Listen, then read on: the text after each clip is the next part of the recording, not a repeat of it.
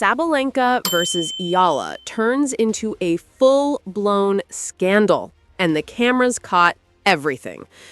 What began as a routine matchup spiraled into one of the most explosive moments women's tennis has seen in years. A glare across the net, a disputed call, and suddenly tension turned into open chaos. Whispers from the umpire's chair, a confrontation nobody expected, crowds holding their breath as two worlds, power and rising promise, collided under the spotlight. Every emotion was magnified, every second drenched in suspense. And when the footage leaked after the match, everything changed. Reputations were questioned, and the rivalry transformed into a scandal that the sport will never forget. It was supposed to be the match everyone admired, not the one everyone feared. When Aryna Sabalenka stepped onto the court, she carried the presence of a champion who had seen every pressure, every spotlight, every expectation. Across the net stood Alex Eala, younger, quieter, unknown to many outside her region, but carrying a fire that had made her rise faster than anyone predicted. Two completely different paths, two completely different energies.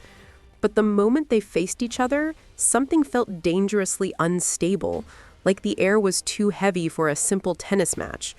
From the warm-up alone, you could feel the contrast. Sabalenka powered through her strokes, sending balls echoing like small explosions. Eala moved with precision, almost surgical, as if studying every bounce, every angle, every vibration of the court beneath her. She respected Sabalenka, everyone knew that, but something unspoken hung between them, something that didn't exist a week earlier. Whispers had spread through the locker room, rumors about comments Sabalenka supposedly made, muted reactions from Eala's camp, journalists hinting that the young Filipino star wasn't ready for the mental pressure a player like Sabalenka brings. Each headline added another layer of tension, another invisible brick placed between them.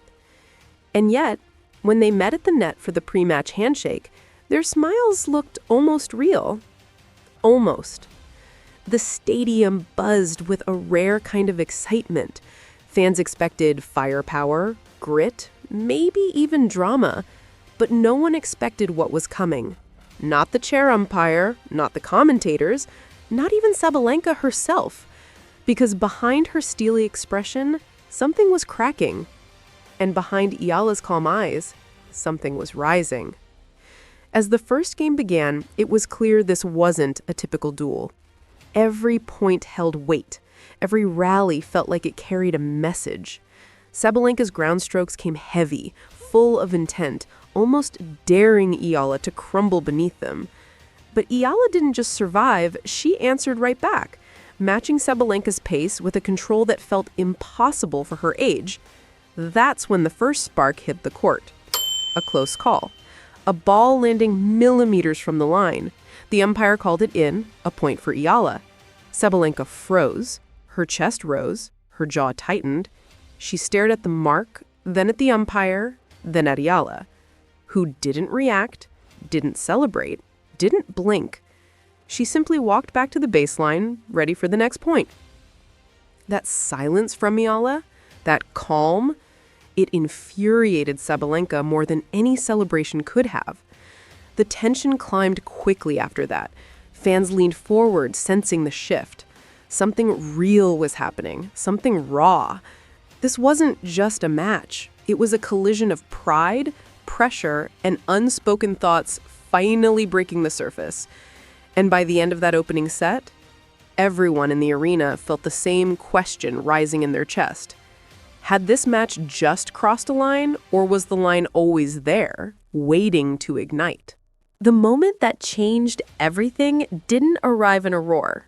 It arrived in a whisper, a single point, a single exchange, and suddenly the match teetered on the edge of something far bigger than tennis. Sabalenka served wide, Eala stretched and returned a looping forehand that dipped dangerously close to the sideline. The crowd gasped. The line umpire hesitated for half a heartbeat, then called it in. Point Eala. But Sabalenka didn't hear the call, not really. What she heard was something deeper, the sting of doubt, the tremor of fear that the match was slipping away faster than she expected. Her eyes widened, her racket dropped to her side. She stepped toward the mark, shaking her head as if refusing to accept what reality had just handed her. "No way," she muttered, voice sharp enough to cut through the stadium hum. The chair umpire leaned forward. "The call stands. Please continue." It should have ended there. A disagreement, a gesture, a return to the baseline. But Sabalenka wasn't Sabalenka in that moment. She was a storm, looking for thunder. She approached the umpire's chair, palms out, expression tight with disbelief. "How is that in? You didn't even check it," she said, her voice rising but controlled, the kind of control that only fuels more fire beneath the surface. The cameras zoomed in. The crowd fell to a hush. Eala stood at the baseline, motionless, gripping her racket while her heartbeat pounded through her fingertips. She wasn't involved, yet somehow she was at the center of it all. Sabalenka pointed toward Eala.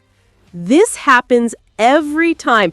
Every close call goes her way." The words hit the court like a spark landing in dry grass. Gasps rippled through the stands.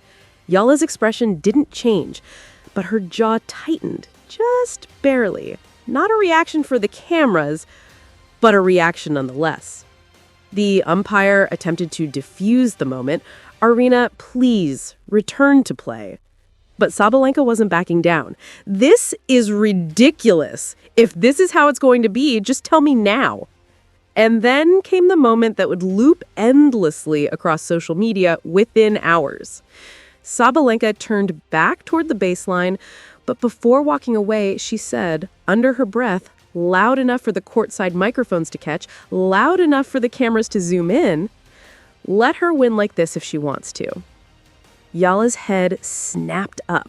The crowd reacted immediately. That was it. The real beginning. Because those 8 words, calm, cutting, and delivered like a sentence, were heard by everyone watching.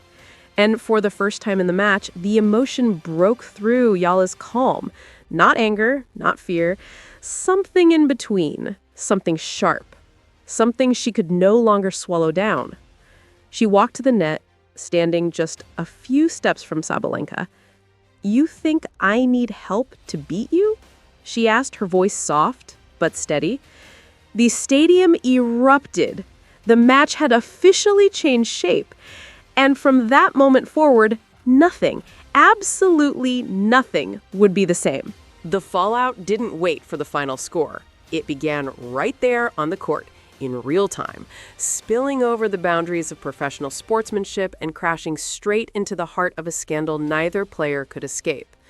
The moment the momentum shifted in Eala's favor, Sabalenka's frustration morphed into something sharper, more volatile, something the cameras caught from every angle. It started with a miss. A routine backhand Sabalenka usually crushed without thinking. But this time, her timing was off. The ball clipped the net and fell back onto her side. She froze for half a second and then smashed her racket with a single swing. The crack echoed through the arena like a gunshot. The umpire flinched. Fans gasped. Eala looked down, trying not to show how shaken she was. Sabalenka stomped to her bench, grabbing a new racket with the aggression of someone wrestling her own emotions. But then the cameras caught something else, something that would dominate headlines before the match even ended.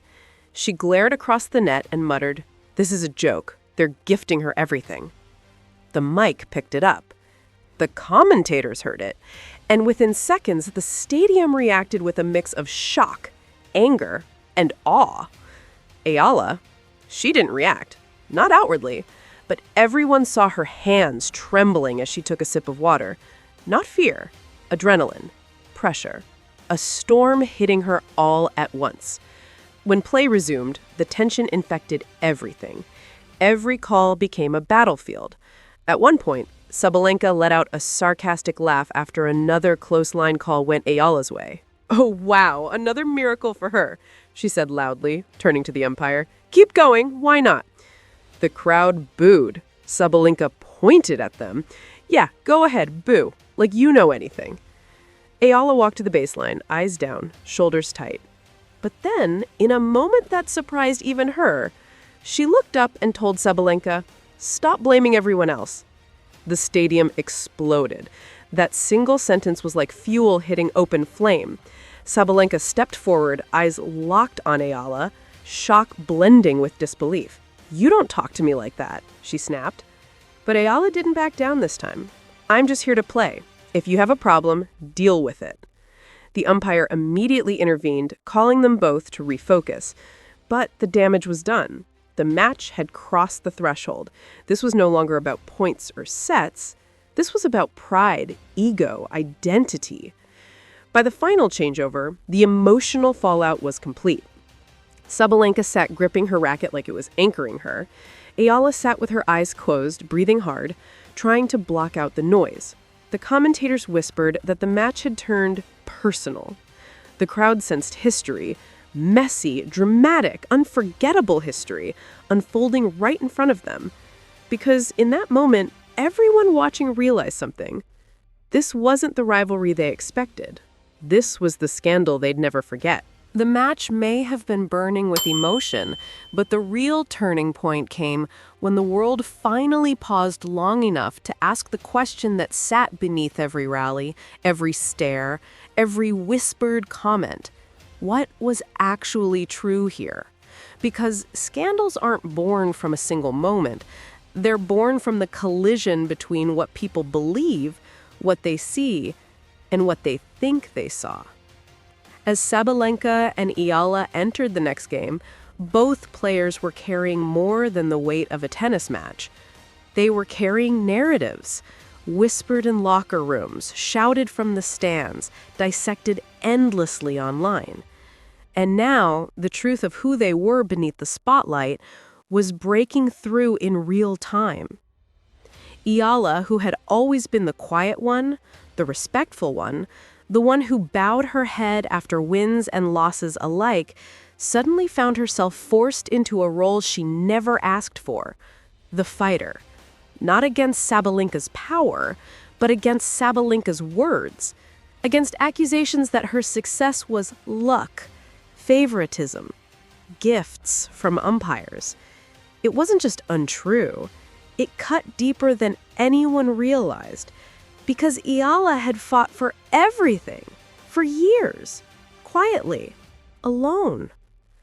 On the opposite end, Sabalenka, usually fearless, usually unshakable, was unraveling under the weight of something she never wanted to admit: insecurity. Not fear of losing the match, but fear of losing control. Fear of watching the spotlight shift to someone younger, calmer, and shockingly unfazed by the chaos that Sabalenka herself had created. Fear of being replaced. And this is where the truth began to peel back. When Eala stepped up to serve, she paused for a moment, not to stall, not to provoke, but to breathe, to center herself. And then she did the one thing nobody expected. She played the cleanest, sharpest game of her entire career. 4 points, 4 winners, a hold to love. No celebration, no roar, just focus. For the first time all match, Sabalenka didn't argue, didn't complain, didn't react. She just stared at the ground, pressing the handle of her racket against her forehead, as if she needed that small pressure to keep from cracking entirely. Truth moment 1. Eala wasn't winning because of luck. She was winning because she earned it. Truth moment 2. Sabalenka wasn't angry at Eala, she was angry at herself. The stadium knew it. The cameras captured it. The silence said it louder than any words could. When Sabalenka returned to the baseline, she finally exhaled, a slow, shaky breath that revealed more vulnerability than she'd shown all season. And Eala saw it. For the first time, she saw Sabalenka not as a force or a threat, but as a person collapsing under her own expectations. And then something unexpected happened. Between points, Sabalenka murmured, just loud enough for Eala to hear, "I didn't mean for it to go this far." Eala didn't respond. She didn't have to. The truth was settling between them. Raw, painful, undeniable. Because in that moment, the rivalry softened, the scandal paused, and the humanity behind both players finally emerged. This wasn't about favoritism. This wasn't about luck. This wasn't even about animosity. This was about pressure, breaking one player and forging another. When the final point was played, when the last ball struck the line and the stadium erupted in a mix of disbelief and exhausted relief, the match between Sabalenka and Eala ended, but the fallout, the meaning, the legacy of what happened lingered in the air like smoke after a wildfire. The scoreline became irrelevant. The winner? Almost secondary. Because what the world witnessed wasn't just a match. It was a moment that split careers into before and after. Eala, despite the chaos, walked to the net with the same quiet composure she had carried from the first point. Her hand extended, her expression neutral, her breath steady. But everyone watching knew she wasn't the same player who had walked onto the court 2 hours earlier. Something had changed, something powerful. She had faced the storm and refused to break. She had stared down the biggest, loudest force on the court, and she hadn't flinched. Sabalenka approached slowly, her steps heavy, her shoulders low, as if the weight of the entire afternoon was sinking into her bones. When their hands met, the shake was brief, almost fragile. No words were exchanged. There didn't need to be. Their eyes spoke for them, tired, rattled, human. The cameras, of course, zoomed in instantly. Commentators whispered about tension, about pride, about the silent electricity between them. But the truth was simpler and far more complicated. This match didn't create a villain and a hero. It didn't create winners and losers in the emotional sense.